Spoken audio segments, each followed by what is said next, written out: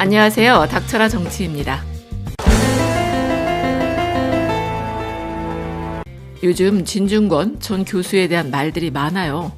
서울대에서 미학을 전공한 평론가이면서 지난해 12월까지는 동양대 교수로 재직하기도 했었죠. 그리고 100여 권에 가까운 저서를 발간한 유명 작가이기도 한데다 다양한 TV 프로그램에 패널로 출연하기도 하면서 말빨이 좋아 섭외 1순위로 꼽히는 인물이기도 했는데 이토록 넓은 활동 반경을 가능케 한 데는 진보 농객이라는 정체성도 한몫을 했어요.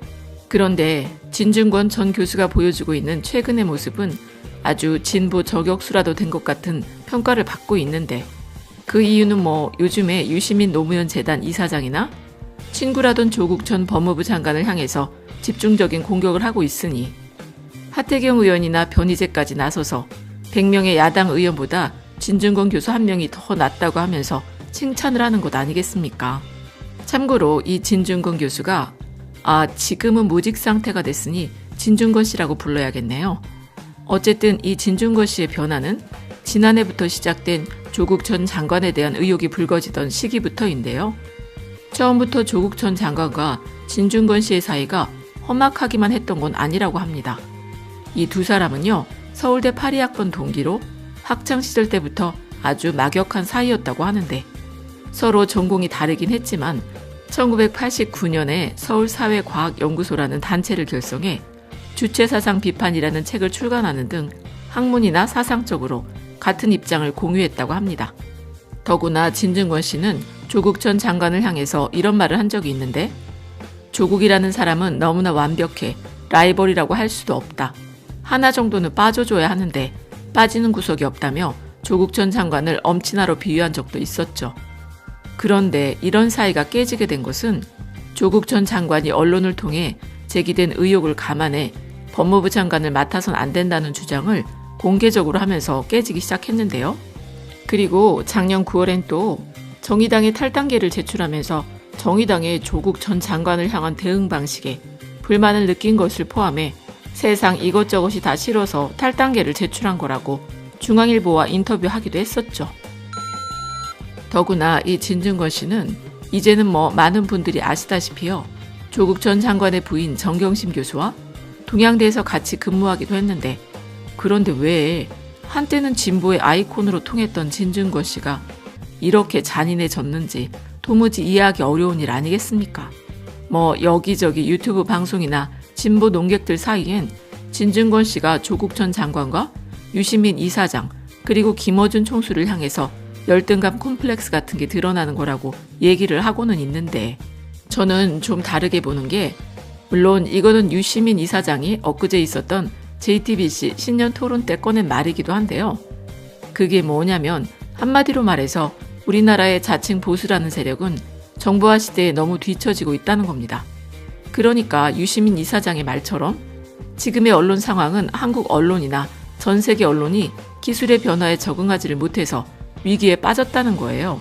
특히 미디어 기술의 변화로 미디어 사용자들의 생각과 행동하는 양식이 변화하고 있는데 전통 미디어들, 진중권 씨가 레거시라고 부르는 기존의 전통 언론은 생존의 위기에 직면해 있는 상황이라는 겁니다. 그러니까 지금 우리 세대가 목격하고 체험하고 있는 정보통신 혁명이라는 것이 지식의 독점 현상을 무너뜨리고 거기에 더해서 전파 속도가 굉장히 빨라지고 있으니 대중들은 스스로 정보를 생산해낼 수도 있게 됐고 그걸 또 교환하기도 하고 유통할 수 있는 시스템까지 생겨났으니 조국 전 장관을 아무리 범죄자, 사기꾼으로 취급을 한데도 제대로 된 정보를 찾아내고 팩트체크를 할 줄 아는 요즘 세대를 전통 언론이 이겨내지 못하는 사회적 현상이 생겨났다는 것이죠. 그러니까 한 달도 안 돼서 180만 건의 인터넷 기사를 쏟아내면서 그리고 아침부터 저녁까지 조국 전 장관의 가족들을 향해서 단군 이래로 민족 최대의 범죄자 가족, 사기꾼 패밀리로 몰아세우기도 했지만 그런 뉴스들이 다 가짜라는 걸 알고서 촛불을 들고 수백만 명이 길거리로 나간 거 아니겠습니까? 그 수백만 명의 촛불이 모였던 바로 그 현장, 서초동이나 여의도에서 타오르던 그 촛불이 바로 전통 미디어라는 기존의 지식 독점주의 현상이 무너졌다는 걸 그대로 보여주는 장면이었다는 것이죠. 그래서 저는요, 지난 JTBC 신년 토론 때 진중권 씨가 뭐 히틀러니 스탈린이니 하면서 유시민 이사장이 운영하는 알릴레오 방송이 가짜뉴스 판타지 뉴스라고 하면서 공격을 하는 건 별 관심이 가지 않는데, 그런데 우리나라 전통 미디어들에서는 그런 이슈성 단어들에만 집중해 보도를 엄청 하더라고요. 아니, 유시민 이사장이 그날 아주 정확한 팩트를 제시한 거예요. 기술의 변화 때문에 언론에 대한 불신과 적대감이 생겼고, 그 다음으로는 아주 능동적인 비평, 공격적인 비평이 생겨나게 됐다고. 그러니까 지금의 KBS나 SBS나 JTBC 같은 종편들만 봤다면 어떻게 촛불 시민들이 익성이 뭔지 상상인이 뭔지 어떻게 알 수가 있겠어. 아니, 펀드가 뭔지도 모르던 사람들이 이리저리 유튜브나 블로거들을 통해서 이제는 웬만한 사모펀드 전문가들이 된 거 아닙니까? 그만큼 지난 4개월 동안에 전통 미디어라는 곳들은 익성이나 상상인에 대해서 제대로 보도를 안 했었는데, 그걸 촛불 시민들은 이리저리 찾아내서 알아낸 거잖아. 그 기술이 바로 인터넷 기술, 정보화 기술 아니겠습니까?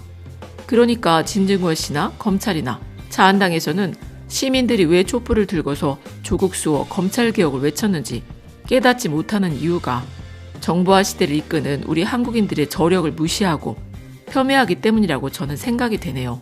즉, 한마디로 말해서 우리 국민들은 개돼지들이라 TV나 인터넷 기사들만 본다고 착각을 하고 있으니 허구헌날 헛발질만 해대는 것 아니겠습니까? 아니, 아무리 방송에 나와서 국민을 외치며 떠들어 봐도요, 인터넷이나 유튜브를 통해서 검색을 해보면 다 거짓말이라는 게 다 드러나는데, 더구나 이번 조국 장관 사태는 아주 네티즌 수사대 역할이 얼마나 대단했습니까? 수년 전에 있었던 기사를 찾아서 익성이 코링크피 설립 때 투자자를 모집하는 기사도 찾았잖아요.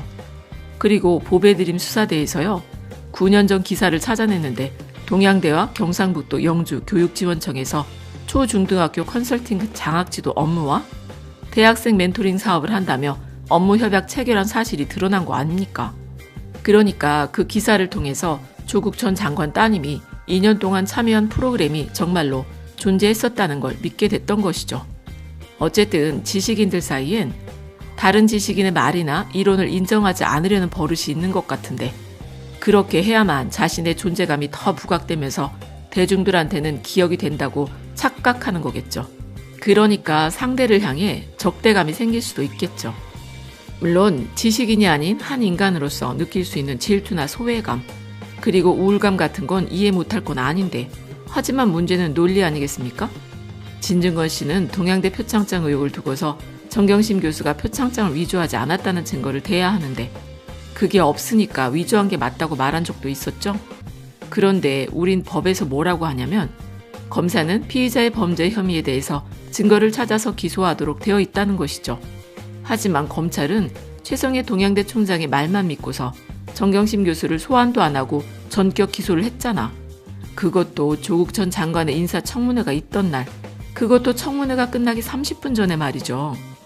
더구나 나중에 밝혀진 사실은 동양대 최성해 총장이 박사나 석사, 학사학위가 모두 가짜라는 게 드러나지 않았습니까? 그리고 검찰이 제출한 공소장에 나타난 표창장 위조의 시기나 장소, 그리고 방법이나 동기, 또 공범 등에 관한 내용이 달라서 오죽했으면 법원도 공소장 변경을 불허하면서 검찰을 나무랬겠냐는 것이죠. 더구나 기소 이후엔 강제로 획득한 증거는 증거로 인정할 수 없다는 게 대법원의 판례라는 겁니다. 그리고 이명박 때는 어땠습니까? 이명박만 잡으면 되지 아들이나 마누라는 잡을 수 없다. 그게 관례다라고 하지 않았습니까?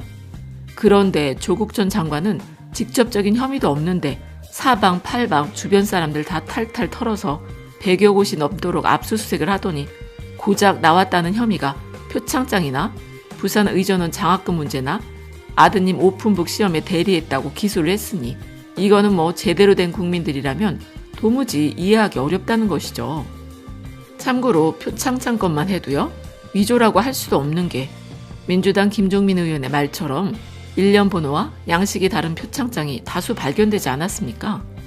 그리고 당시에 동양대 총장의 표창장은요, 총장이 직접 결제를 하는 게 아니라 각 부서장들이 전결로 처리한 게 더 많았다고 하면서 동양대 교수나 직원들이 증언하기도 했어요. 심지어 얼마 전에는 총장이 결재하지 않아도 된다는 동양대 공문까지 나왔죠.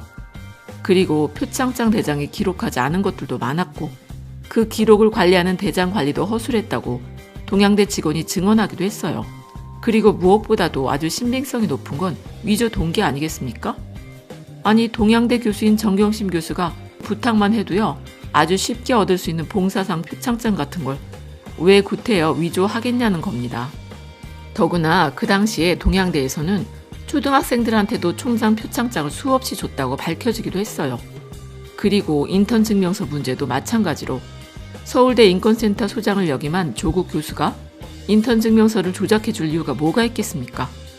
또 사모펀드 문제도 아주 엉터리 같은 게 아니 지금까지 수십 군데를 압수수색했다고 하는데 정경심 교수가 실제 소유주라는 증거도 없고요. 오히려 익성이나 상상인 같은 회사만 부각이 됐고요. 검찰과 연루됐다는 얘기만 불거지지 않았습니까? 게다가 감찰무마는 구속영장이 기각돼 버렸고 하명수사 의혹도 구속영장이 기각되면서 사실상 무리한 수사, 무리한 기소라는 게 만천하에 드러나게 됐는데 그런데도 진중권 씨는 마치 조국 전 장관의 가족이 당군 이래로 엄청난 사기꾼 패밀리라도 된다는 듯이 아니 증거를 못 대면 위조한 게 맞다는 논리는 또 무슨 논리야. 내가 유이공 기자를 만나봤다. 그래서 사실이다. 라는 건 아주 역사책에도 남겨질 역대급 코미디 아니겠습니까? 참 진보 논객으로 불리며 그동안 기대를 걸었던 국민들에게 이런 개그맨 같은 모습을 보여줬으니 앞으로 조중동으로 갈 수밖에 없는 거겠죠? 그래서 그런지 요즘 조중동에서 엄청 띄워주고 있는 것 같은데 어쨌든 그 모든 것을 떠나서 한때는 같이 학교를 다녔던 친구를 거들어 주지는 못하고 검찰과 똑같은 논리로 친구 조국 전 장관과 그 아들의 인생을 짓밟는 진중권 씨는 더 이상 국민들의 신뢰를 회복하기는 어려운 것 같네요. 어쨌든 유시민 이사장이 지적한 기술의 진보, 시대의 변화에 뒤처지게 된다면 전통 미디어들만 망하게 되는 게 아니라 자한당이나 검찰 그리고 진중권 씨처럼요. 국민들 생각을 따라잡지 못하는 시대고 하지만 반대로 우리 깨어있는 시민들에게는 정보화 시대를 살고 있는 게 축복 중에 축복이라는 거겠죠. 이런 축복을 누리는 우리 국민들은 이제 과거사의 유물, 시대에 뒤떨어져 민족의 발전을 방해하는 자기 이익만 쫓는 세력은 이번 총선 때 확실히 잘라내야 된다는 생각이 드네요. 하지만 반대로 유시민 이사장 같은 경우엔 미디어 역사에 대한 전체적인 통찰력 그리고 미래에 대한 전망을 보여줬다는 점에서 더 유연하고 더 깊이 있는 사고를 보여준 것 아니겠습니까? 더구나 저번에 있었던 비트코인 사태 때 아주 시의적절한 주장을 하면서 빚더미에 빠질 수 있는 많은 사람들을 구하기도 했었죠. 그러니까 유시민 이사장 같은 깨어있는 지식인들은 우리가 더 믿고 따라도 될 것 같다는 생각이 듭니다. 그럼 끝까지 들어주셔서 감사드리고 좋은 의견 댓글로 많이 남겨주세요. 고맙습니다.